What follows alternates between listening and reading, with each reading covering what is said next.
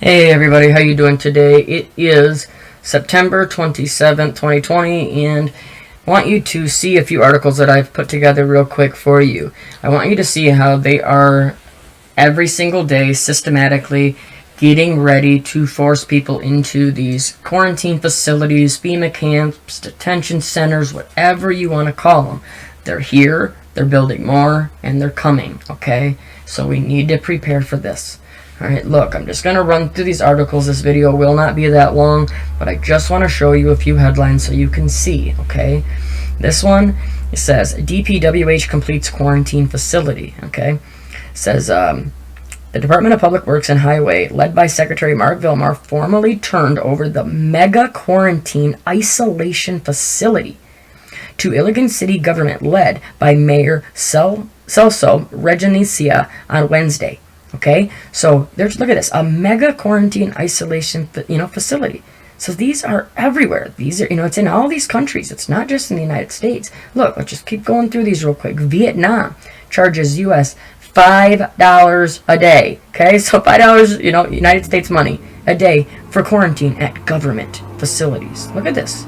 Do you think that this isn't all being planned? Do you think that these aren't happening over and over again? Well, let's just keep going. Look at this.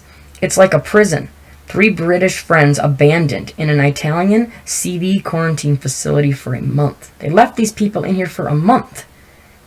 Do you think this isn't planned? Look at this one. This is a new one. Look at this. Let's see if I can get this up here. Yeah. Tugwig, I think, launches mega complex facility with virus lab and what? Quarantine center. This is only from 2 days ago. Look at this. These are all buildings for quarantining. I'm telling you, we know the Philippines, they've always been really, really hard on this stuff. They have martial law, everything over there. So this is definitely right up their alley. But like I'm showing you, it's not just there.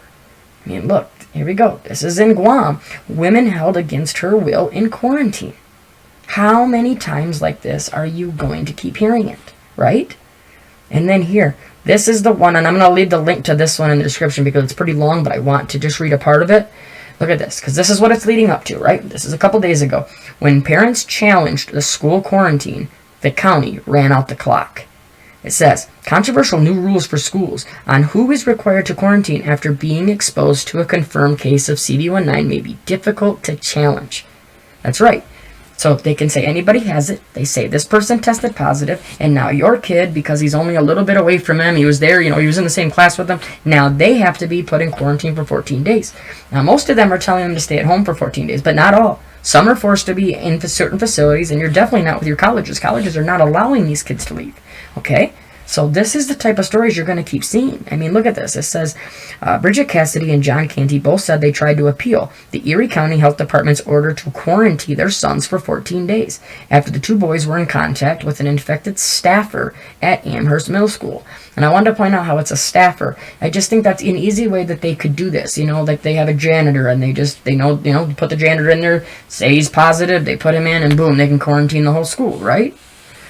But it says, look, but the appeals process took longer than the quarantine, making the effort moot and leaving the parents with little recourse. I think this is truly infringement of our rights. It is. And I think the parents should be on notice. Yes, you should be on notice. That is why I am sitting here trying to tell you, be ready and prepare. Okay? Look at this. It says, while the school officials aren't saying it directly, forcing more staff and students to quarantine for 2 weeks at a time clearly increases the potential to shut down schools, regardless of those quarantines ended up having the virus. So they don't care. They're just going to keep quarantining people, okay? And look at this. This is it right here. This is what I wanted to show you. Look at this. It says that the quarantine rules are more stringent for schools than general public. That's because preventing the spread of CV19 in a school setting is very, very complicated. A monumental task with a lot of different variables, including classroom size, class duration, and the student age. Think about that. That's another reason why they sent the kids back to school, because look, it's so complicated to quarantine. It's too complicated to figure it out, so they just got to quarantine everybody. You have to see this, right? You know what I mean? It's the same thing over and over.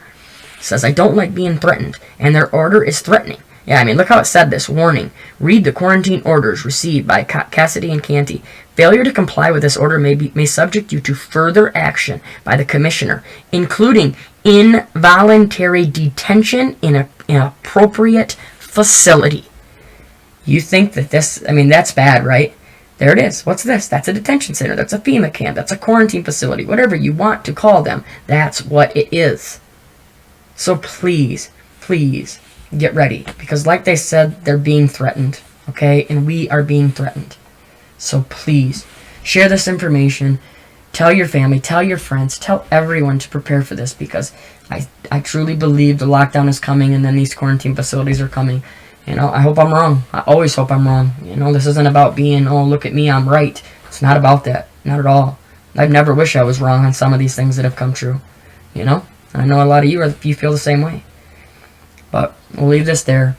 Everybody, you have a good day. Like I said, continue to talk about this. Don't forget to share this information. Always. Share it and don't give up, okay? Don't give up on your family, your friends. I know a lot of times it's really hard, but you can do it. Everybody stay strong, stay safe. We'll talk to you soon. God bless.